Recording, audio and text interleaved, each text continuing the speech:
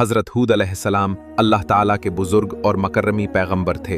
अल्लाह ने उन्हें कौम आद की हिदायत के लिए भेजा।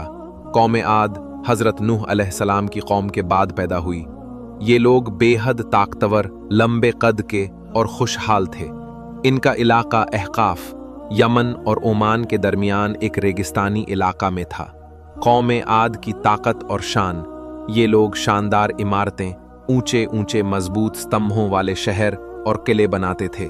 कुरान में इनकी ताकत का जिक्र यूं आया है, क्या तुमने नहीं देखा कि तुम्हारे रब ने कौम आद के साथ क्या किया? इरम, वो शहर जो ऊंचे ऊंचे खंभों वाला था, जिसकी मिसाल दुनिया में किसी ने नहीं बनाई। सूरह अल फजर 6:8। लेकिन इतनी नेमतों के बावजूद उन्होंने अल्लाह को भूलकर बुतों की पूजा शुरू कर दी और तकब्बुर, घमंड में गुम हो गए। ये कमजोरों पर जुल्म करते और आखिरत, परलोक का इनकार करते थे। हज़रत हूद अलैहिस्सलाम की तबलीग, अल्लाह ताला ने हज़रत हूद अलैहिस्सलाम को उनके पास भेजा।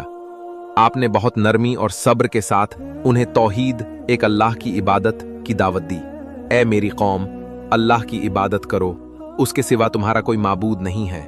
क्या तुम नहीं डरते? सूरह अल-अराफ 65।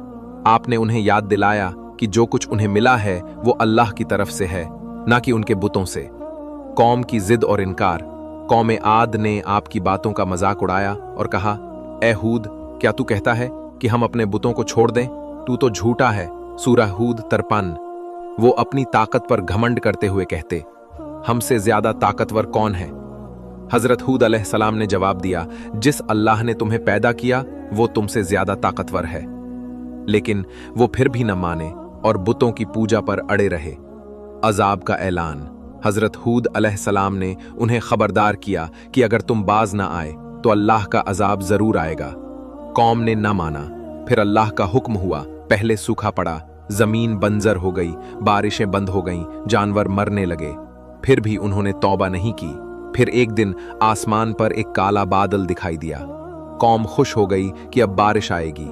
लेकिन हजरत हूद अलैहिस्सलाम ने कहा, यह रहमत का नहीं, अजाब का बादल है। तबाही लाने वाली आंधी। अल्लाह ने उन पर एक तेज, ठंडी और तबाह करने वाली आंधी भेजी जो 7 रातें और 8 दिन तक चलती रही। हमने उन पर एक जोरदार और भयंकर आंधी भेजी जो उन्हें ऐसे उखाड़ फेंकती थी जैसे वो खोखले खजूर के तने हों। सूरह अल हक्का 6:7। उनकी आलीशान इमारतें, मजबूत जिस्म और सब कुछ मिट्टी में मिल गया। हजरत हूद अलैहिस्सलाम और मोमिनों की हिफाजत। हजरत हूद अलैहिस्सलाम और वो लोग जो ईमान लाए थे, अल्लाह के हुक्म से महफूज रहे।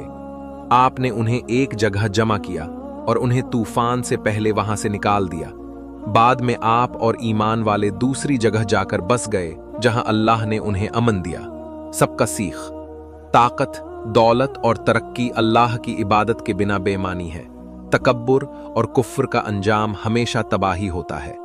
अल्लाह के नबी की बात न मानना खुद को हलाकत में डालना है। ईमान, तकवा और सब्र ही निजात, छुटकारा का रास्ता है।